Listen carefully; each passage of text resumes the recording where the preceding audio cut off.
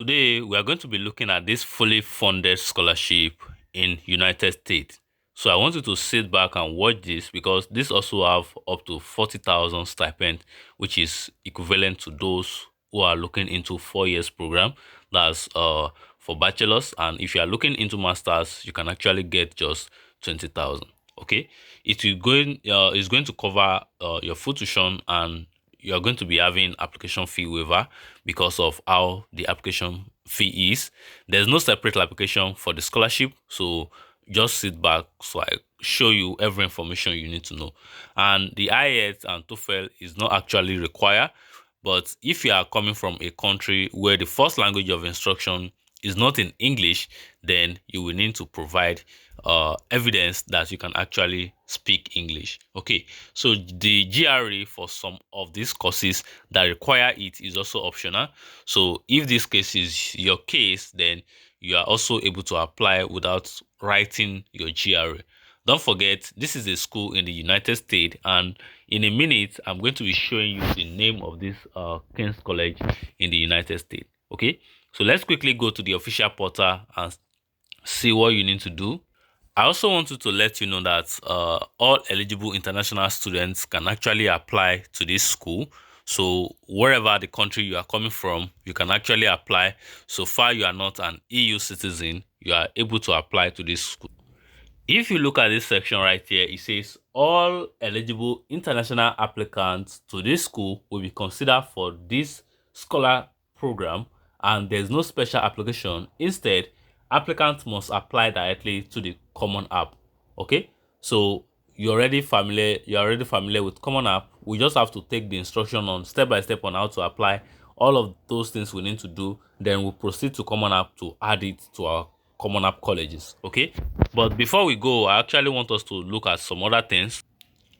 If you look at the upper section of this page, you are going to see students accepted to this university as King Leadership Scholar are offered a 4-year scholarship, mentorship, leadership training, and internship opportunity, which will give you a fund to actually cater for your own personal expenses. Upon graduation, the King Scholars are expected to return to their home country to work on poverty issue, supported by a wide network of these alumni. Okay, so what they are actually majorly looking at is people that have passion about developing their own country, which are coming from a very poor countries, and they are ready to support their own country. Those are the people that are majorly applying to this particular program. When you are trying to apply, you actually require to use the recommend scholar portal, which is a portal where you can actually send a message to your reference for them to actually send you recommendation letters. Okay, so I'm just trying to summarize this. So at this portal is where you are going to send your message. It will be like you add their email. You know how we do it. You add their email. When you add their email and their name, then the portal will automatically send them name of the student, and also plead to them to actually send recommendation on behalf of the student. Okay, so you are also required to use that portal to be able to send a message to your reference to send you recommendation letter. And it is advisable that you talk to your reference to actually write compelling reference letter for you, so that you can also be selected into this scholarship offer. Okay, this is an offer that you don't have to apply separately. Your application to admission is actually standing for you to be able to be eligible for this scholar program. So if you are going to be applying to this, you need to put into consideration that those people that will be selected are expected to involve in their communities, passionate about creating positive change in their own home country, interested in elevating poverty in their own home country, and also capable of succeeding at a top United States university, driven to succeed in whatever they do, and also proficient in English. Okay, so that is why I said the IS is not mandatory, but if you are not coming from a country where English is the first language of instruction, then you need to be able to provide the IELTS certificate. Okay, So because I'm actually coming from Nigeria, this is always way for Nigeria. I don't know, because Nigeria is already categorized as country that have English as their first language. Okay. So if your own country is not like that, then you want to go ahead and write your exam. Nevertheless, you also need to know this, including a commitment to elevating poverty. A record of academic excellence is also one of the things that we consider. It's not just about you having interest in elevating poverty in your home country, but also having a previous academic excellence and a passion for global issues. Okay, so like it is not written that this is the eligibility requirement, but I'm already telling you what is required for you to be selected. Okay, so now let's go to the. Okay, so at this point, I want you to pay rapt attention, because this place you are going to get confused. Okay, so if you look at this section now, it says early decision and regular decision, then quest bridge and also transfer student. Under this early decision, we have the US citizen or permanent residence. We also have the international student. And if you go to regular decision, if I click on regular decision, we also have the same. Okay, if you scroll down, you are going to see a lot of information, but where I want to point your attention right now is this place where it says regular decision timeline, December, January, application fee waiver, January 2nd. You can see that has due passed already. So when you are applying, you are not going to select the regular decision. So you are going to select the early decision, which is why I told you that the application deadline is up to November. So if you click on the early decision right here, then you are going to scroll down. If you scroll down, you are going to see November 1, November 1, November 1. Okay, so if I go back to my notes right now to show you, you can see here that I have for you here that November 1 is the deadline. Okay, so you just need to follow that deadline. Okay, so you are going to be getting the application fee waiver, and you can use the application fee waiver that you receive, okay, at this period. Okay, latest by this period. After this period, you will have to actually pay for your own application fee. Okay, so then the financial aid application material due, early decision application due, okay, early November due, okay, last date for testing due mid-November, late. So all of these are things. All of these are the timeline. Let me put it this way: early decision timeline. So these are the early decision timeline that you actually need to follow. Okay, so if you are going to be selecting what term you want to apply for, if you've been using the common app, you should understand this. Okay, so they have the early decision, they have the regular decision. Some of them, they will tell you if you apply to a regular decision, you can get a scholarship. If you apply to early decision, you can get a scholarship. So that is why I'm showing you this before we actually get to the place where we are going to be selecting our decision period. Okay, so this is that. Let's go back to early decision, because we are working with that. So if you come here, we are excited to learn about you, your talent, all of those things. Early decision. So you see it here is an early admission round in which students submit their application by November 1 and receive an admission decision by mid-December. Okay, admission is binding. Students who apply through this process are committed to attending this university if admitted. Okay, and also all of those financial support and all of those. Okay, so so all of this, the admission guideline. And if you look at this section, it says all candidates applying for first year admission to this university must use the common app. So this is what you just need to follow. Like I said at the beginning, you just need to select my colleges. So we are going to look at that because of those who cannot do this themselves. So then you need to follow all the decision deadlines. Okay, so all of these are decision deadline that you need to follow. And if you are going to be submitting all of your transcripts, then you need to submit them. So which means you are going to start your class in 2025. Okay, so all of these are things that actually that you should actually follow.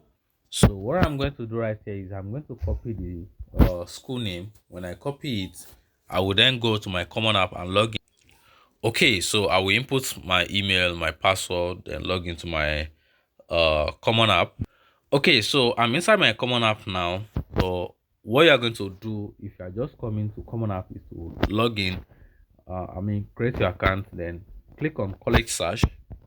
when you click on college search right here, it will give you this interface where you can type in the name of the school. So because I've already copied the school name, I'm just going to paste in the school name right there. Okay, so when I paste in the school name, you can see we have different school name. But if you go back to the official website right here, you're going to see that the flag of the school is actually green. So you're going to see the flag just now. I think the flag is somewhere here. I mean the logo is somewhere here. So if I come to the home page right here, you're going to see the logo right here. So you can use this to differentiate between the two schools. Okay, so this is the school right here, the first one that we have there. Okay, so the reason I'm just doing this is to actually get clarification to people who might be selecting the wrong school. Okay, because there was a time I posted video about Michinga, and some people were just typing Michinga. When they type Michinga, we have different Michinga school actually, but I was actually talking about Michinga Tech, and most of them apply to the other one. Okay, so now I've added it to my colleges. Okay, so you can see now under my list of, let me show you, under my list of colleges, I've added that college. Then the next thing I have to do is to start clicking on question to start providing my personal information. So if you look at this place right now, it says please select term. So here you are going to select when you are going to start. So let's say I want to start by 4. Okay, then prefer admission plan. I want to use early decision. Okay, so when I also select that, said if you are accepted under an early decision plan, you must promptly withdraw the application submitted to other colleges and university. Okay, and if you are an early decision candidate and are seeking financial aid, you need to withdraw other application until you have received notification about financial aid from the admitting early decision institution. Okay, so you see now they're already telling us that if we are going to be admitted into this, then we actually need to withdraw other application. Okay, though you may not qualify for a common app fee waiver, Dartmouth does not want the non-refundable application fee to discourage you from applying. You qualify for a Dartmouth fee waiver if you are a Queensbridge finalist, have served in the U.S. Armed Force, and have completed an application to Dartmouth Board or Indigenous Fly. Are you eligible for? Yes, I'm eligible. Okay, so do you intend to apply for need-based financial aid? Yes, I'm also eligible. Okay, so one thing you can actually do is to there's a section on common app that make you eligible. I think is under dashboard or personal profile. There's a place where you can actually request for application fee waiver eligibility. If I see that, I'm going to actually show you. Indicate under academy, indicates what I want to study. Is English the primary instruction language of instruction in your school? Okay, so I couldn't get that place, but those people, I've always seen this under my profile where it says claim that you are eligible for application fee waiver code. So one thing I want to show you before we go is that what we saw in the regular decision was that those who apply for regular decision are going to start their class by 424, right?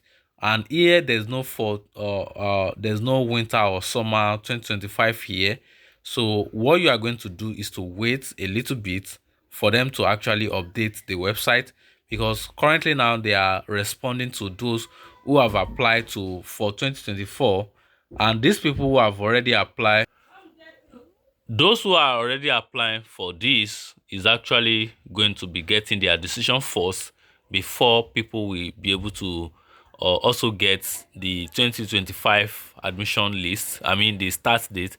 It is then they are going to allow you to actually get or to be able to select 2025 either summer or winter or fall 2025. So because we are going to be using the early decision and this deadline is due past already, I'm just showing you this because in case you want to do your own, Okay, so then there's a place I saw here. Okay, so don't forget to also indicate the financial aid and also click on yes for the application fee waiver code.